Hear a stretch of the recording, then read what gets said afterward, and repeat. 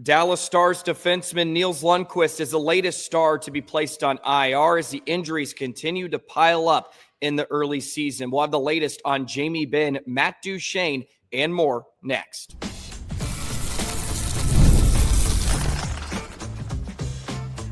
You're Locked On Stars, your daily podcast on the Dallas Stars. Part of the Locked On Podcast Network, your team every day. Howdy, Stars fans. I'm Joey Erickson, former producer 105 Through the Fan. Please be sure to subscribe. We are free and available wherever you get your podcasts and on YouTube. And as always, thank you so much for making us a part of your day and making us your first listen. Welcome to a Tuesday edition of Locked On Stars, part of the Locked On Podcast Network, your team every single day. Today's episode is brought to you by FanDuel. Download the FanDuel app now by visiting FanDuel.com and win $300 in bonus bets when your first $5 bet wins. The Dallas Stars have placed defenseman Nils Lundkvist on the injured reserve as injuries continue to pile up for the Dallas Stars. We'll give you the latest updates we have on Jamie Benn, Matt Duchene, Oscar Beck, and some others. And with Nils Lundkvist being placed on the IR, it gives the Stars a potential to bring somebody up from Cedar Park. So we'll talk about that. Some of the Stars' early season struggles, including some individuals, and we'll preview the Columbus Blue Jackets for tonight as the Stars are back in action. So happy game day, Stars fans. Buckle up. Going to be a fun episode here for you on a Tuesday. But yes, Nils Lundkvist has been placed on IR. He will be week to week with a lower body injury.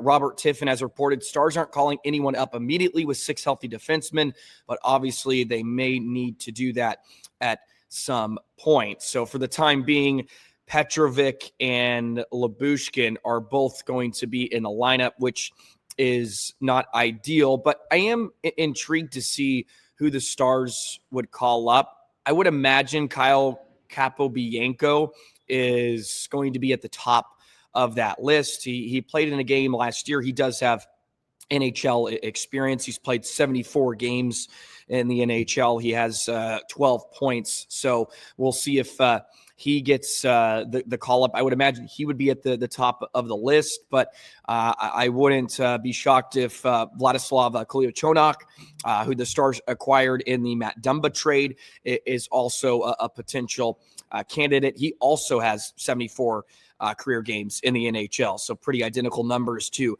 Capobianco. Capobianco, an offensive guy, has put up really good numbers in the AHL over the last couple of seasons.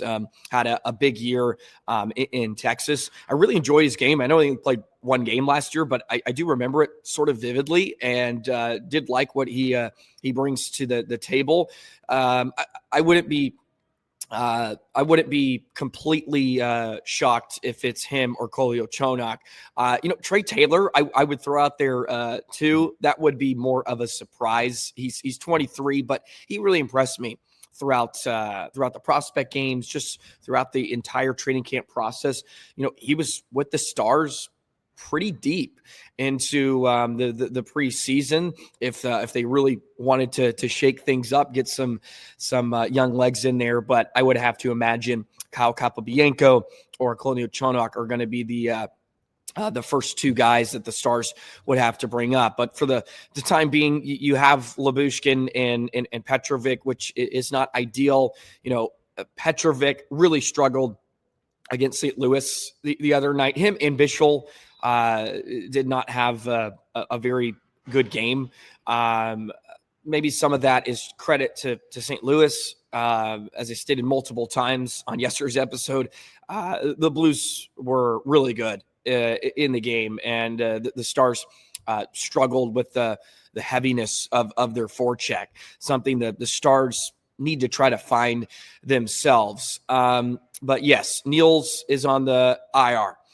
More updates. Jamie Benn yesterday, he has said he's still weeks away, but he's going through the recovery process.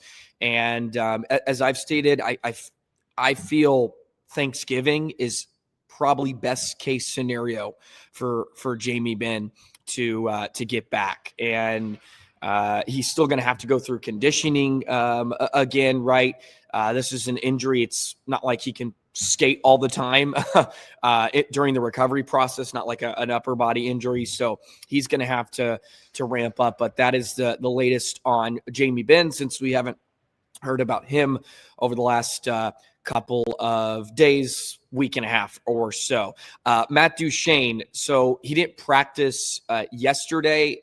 He is on the ice this morning, reported by Robert Tiffin. He did say he's wearing a different color sweater from Sagan, so that maybe means non-contact and maybe a sign that he is not playing tonight. Oscar Beck was also on the ice. Beck, of course, has been sidelined with a lower body injury. If I'm not mistaken, I believe it was lower, not upper, but he was on the ice. Well, it's undisclosed for Beck. So he was on the ice today.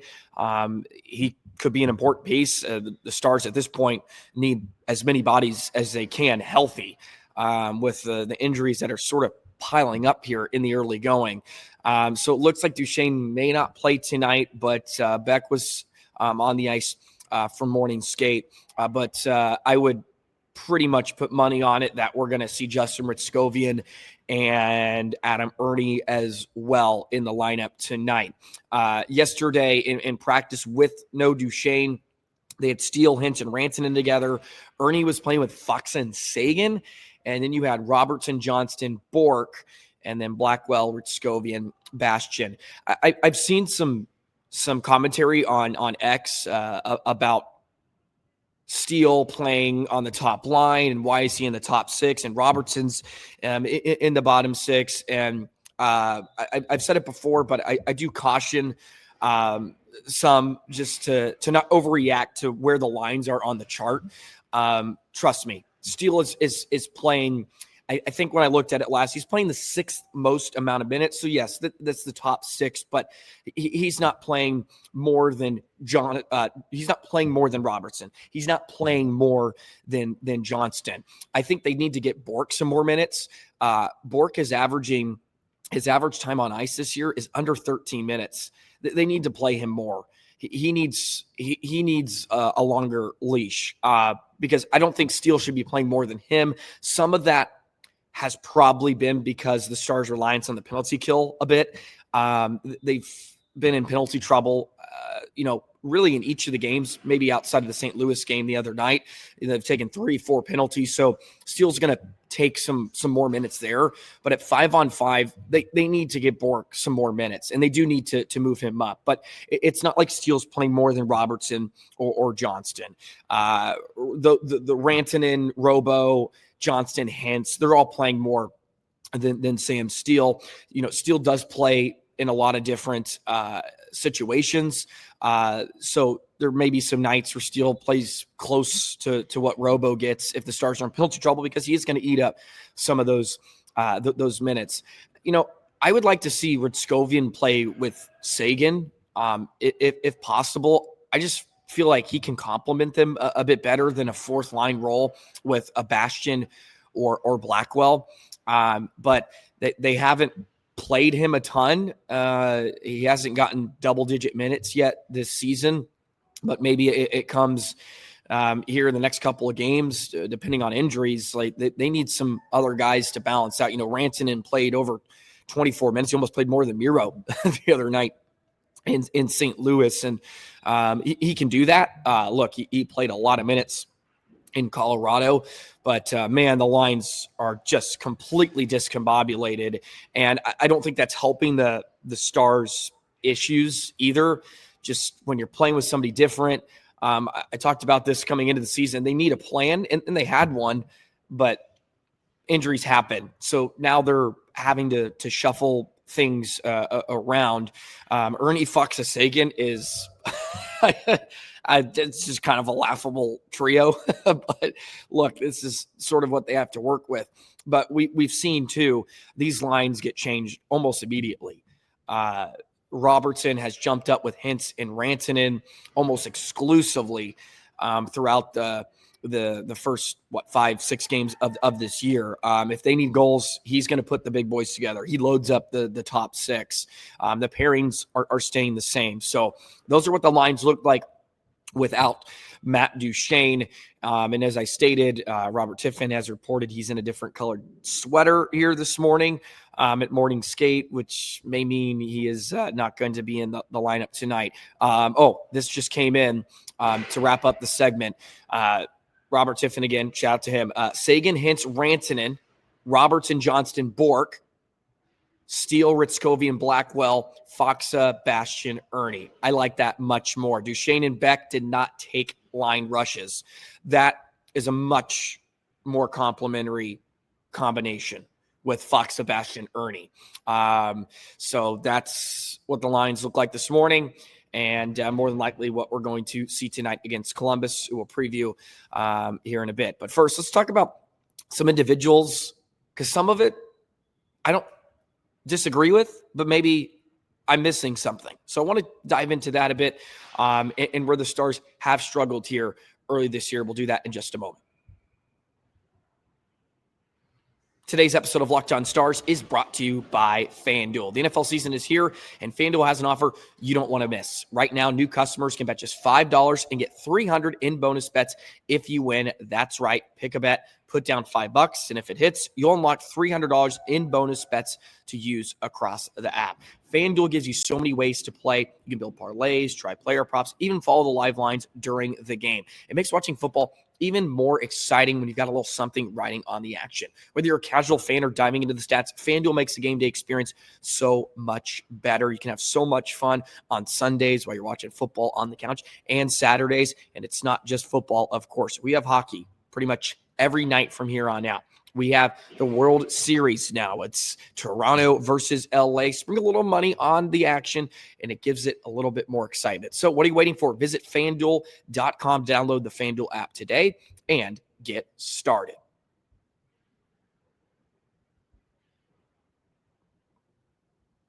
Today's episode is also brought to you by Rugiet. Let's be real, making excuses doesn't solve anything. We've all heard them before. It's just stress. I'm tired. It happens to everyone sometimes. But when it comes to performance, sometimes your body just needs a little extra support. And that's where Rugiet comes in. Rugiet.com offers fast-acting, doctor-prescribed treatments for ED designed to help you stop making excuses and start making moves. Rugiet makes it so easy to get started. You just connect with a board-certified doctor 100% online, so you have no awkward waiting rooms, no awkward in-person appointments. If prescribed, your treatment ships discreetly straight to your door. Process is fast, it's private, it's simple, and it's all handled by real doctors. It's about confidence, connection, and getting back the moments that matter. Visit Rugiet.com. RUGIET.com/LockedOnNHL to get 15% off your first order. That's Rugiet.com/LockedOnNHL. And don't forget to use the code LockedOnNHL so they know that we sent you. Rugiet, stop making excuses and start making moves.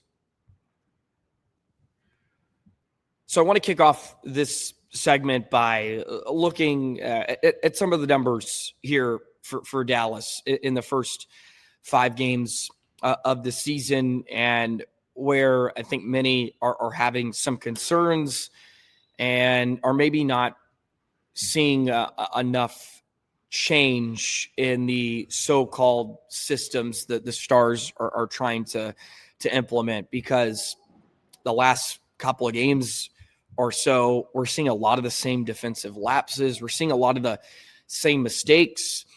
Jake Ottinger, Casey DeSmith, who's ever in net is facing high-quality chances, and the Stars are having issues getting out of their own zone. That's where a lot of their issues stem this year, is just exiting their defensive zone. They need guys that can move the puck, and they have to move the puck quicker, because teams have taken advantage of them in the attack zone by not being able to get pucks out. 3-4 times in the game against St. Louis, Bichel, Petrovic, Harley, Labushkin, you name it, right? Lindell, Miro, they had long extended shifts in their own zone, and that just wears you out, especially on the road. And the Stars have paid the price for it. If you look at their shots for and shots against here, at even strength, they're being outshot 118-101. In all situations, they're being outshot 153 to 134. Their 5-on-5 has not been great. I have enjoyed and think their forecheck has been better at points. They have shown the ability to hold on to pucks and create offense out of their cycle game, which I think is an improvement here that they're trying to sort of be more consistent with. And it also doesn't help with the injuries either to find some consistency there. But I have liked their overall, forechecking style, although there's lapses and at points there's just stretches where there's no forecheck. Again, pointing back to last game against St. Louis, but they are still sort of feel like caught in the middle at points where they don't know what team they want to be. They almost don't know how they want to attack it at points, if that makes sense. Or still stuck in, okay, we're going to try to, be this, high octane rush team, use speed when we can, or is it going to be more dump and chase or more hold on to pucks and try to carry in with possession and create that way. But 5-on-5 hasn't been great. They are outscoring opponents at 5-on-5, 13-11.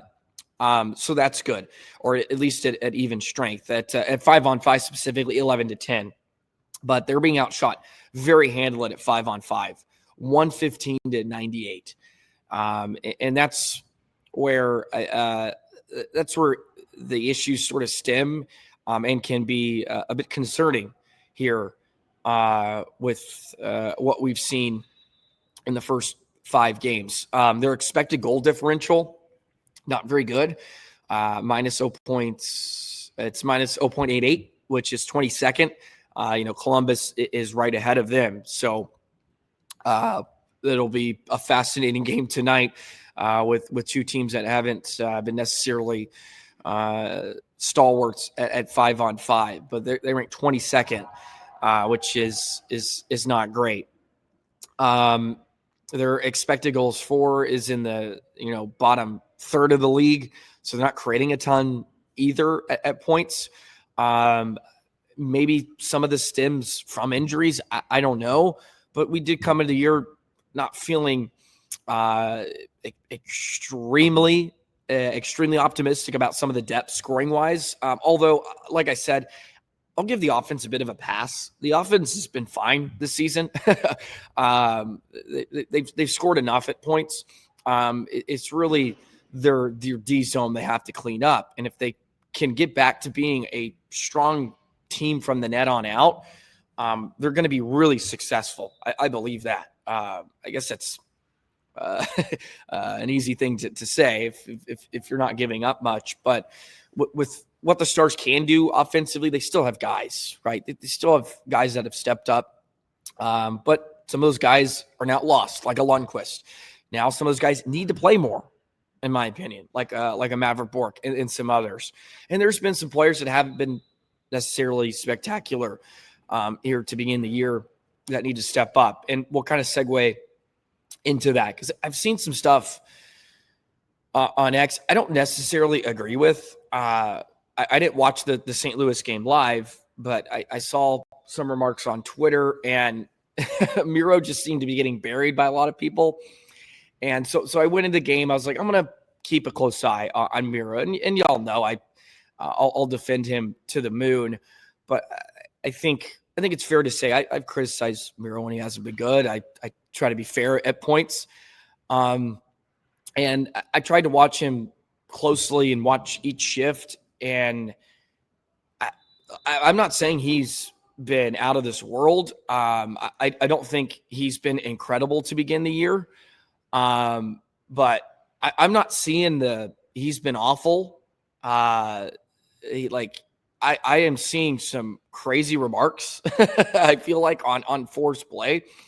I'm not trying to bash anybody else, but in the game against St. Louis, I could have pointed to to more mistakes from Harley than Miro. And some of it, I don't know if it's even all placed on four. I think there are some others that are making mistakes on the ice that have led to some plays where Miro has to try to recover, or making him look bad at points. Not to point fingers at anybody, but I'm not seeing it. Like Miro's not a flashy player. He's not sexy.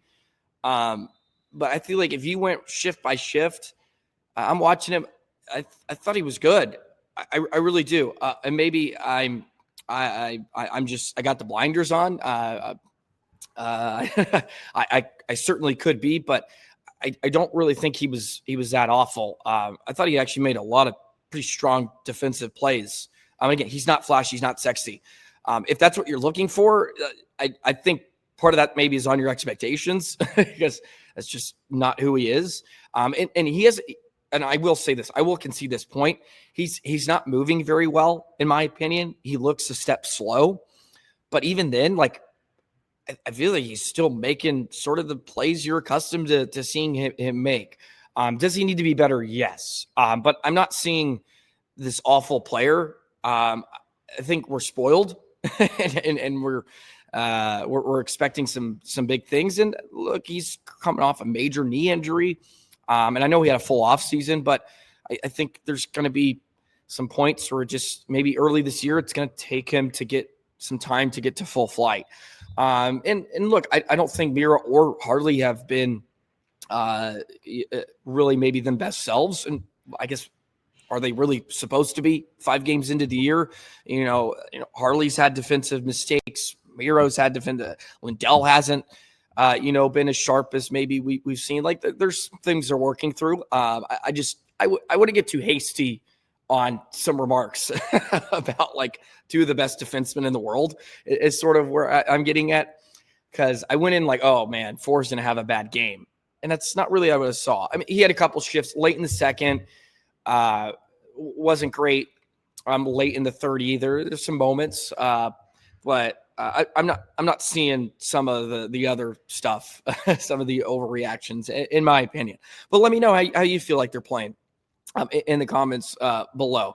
I could certainly see an argument to some of what is being said about Miro, but some stuff not so much. Anyways, that's sort of my take on it, and wanted to touch on that since I've seen the topic kind of floating around. Alrighty, let's preview Columbus. Stars versus the Blue Jackets tonight. Stars are back home, looking to get back in the win column. What do the Stars have to worry about with the Jackets? We'll do that in just a moment. Today's episode of Locked On Stars is brought to you by Monarch. Let's be honest, most of us can't even name all our financial accounts, let alone what they're worth. Between 401ks, savings, investments, it's easy to lose track, and that can mean leaving money on the table. That's why you start using Monarch. It's an all-in-one personal finance tool that brings your entire financial life together in one clean, easy-to-use interface on your laptop or your phone. Monarch helps you organize your accounts. You can track your spending. You get better handle on your investments without ever touching a spreadsheet. You can review everything with your partner, see your shared goals, and make financial decisions better. It's all about financial security. Those visual dashboards, your smart tools, it makes it so much easier for you to understand where your money's going and how to make it work harder for you. Don't let financial opportunities slip through the cracks. Use code LOCKEDONNHL at monarchmoney.com for 50% off of your first year. That's monarchmoney.com, code LOCKEDONNHL for half off your first year. Columbus Blue Jackets in town tonight. Stars hosting Columbus, 7 o'clock puck drop on Victory Plus here on this October 21st. First off, do want to thank you for all the love and support. For those of you that are new, please subscribe. Appreciate you making Locked On Stars a part of your day. It's been a lot of fun. This is my 3rd season now doing this, and very grateful I get to do this. It's a lot of fun. Love interacting with all of y'all. I did meet a couple of you the last weekend. So shout out to some of you. You know who you are. Shout out to some of y'all that were in Corpus Christi and came in and watched the ice race this past weekend. Very, very grateful. And if any of you are out there that see me, please come say hi. I try to be as friendly as possible. I feel like I'm a pretty friendly guy, and do appreciate the kind words that some of you shared with me over the weekend. It does mean a lot. Sometimes it's nice to be reminded, hey, there are people that are listening, and that's never a bad thing. So do appreciate y'all. But let's get into the Jackets a bit. So they're 2-3-0. They're coached by Dean Evison, former Wild head coach, coming off a 3-2 win against the Tampa Bay Lightning. Kirill Marchenko, he's having a nice season. 5 goals in his first 5 games. He's got 6 points. He lit up the Stars last year. Did he have a hat trick against Dallas? Maybe it wasn't a hat trick, but I remember he had a big night in Dallas. And Columbus has been an awkward team for the Stars the last 2.5 years. They have been an awkward team. Of course, on paper, they don't look great. And usually their record doesn't reflect that either. But, man, they give the Stars a decent fight. You know about Zach Werenski, right? Had an incredible season a year ago. He's picked up right where he's left off. And there's a lot of really strong talent. Like Fantilli is an excellent young center iceman. Provorov, they did get some depth pieces over the summer. They added Charlie Coyle, Miles Wood. So they are a bit deeper up front. Their goaltending is usually average. You have Elvis Merzlikins, who's great. They have Jet Greaves, who's new. He's young, but he's had 3 starts. He's had a great start to this year. 928 save percentage, 2.04 goals against average. So he's had a great start to his season. And they're still in the process of rebuilding. I touched on, the Stars and Jackets. Their expected goal differential is very similar here. So 5-on-5 is going to be massive. The Stars are going to have an advantage on the power play, which they've been really good on here early this year, 33%. Columbus is 1 for 13. So they're not drawing a ton of power plays, and they haven't converted on many of them here in the early going. Their PK has struggled too, 55%. So special teams, the Stars have a sizable advantage. And in games like the one the other night against St. Louis, where maybe if you get a power play goal, you can hang in there, maybe get a point out of the game. Stars, the Stars can use the power play as an opportunity to win a game tonight. I think there's going to be a couple points in the game where the Stars go on the power play. Maybe a chance to add an insurance tally, and that's where they have a sizable advantage. And the PK for Dallas hasn't been, lights out. They're 25th right now at 72%. It's still really early. That's going to balance. If it's anything the Stars may be really good at here, the next 2 months when we get to November, I think it's going to be the Stars PK. I think that's going to balance out. So, but a sizable advantage. The Jackets are last in power play and PK. So let's bury a team that's struggling on special teams. Otherwise, you're going to allow a team to hang in it. I think that's fair to say. You're going to allow a team with young speed. They have guys that play heavy. Jenner, Miles Wood, who played in Colorado last year, Coyle. They are going to play a pretty streamlined game, and Dallas has to.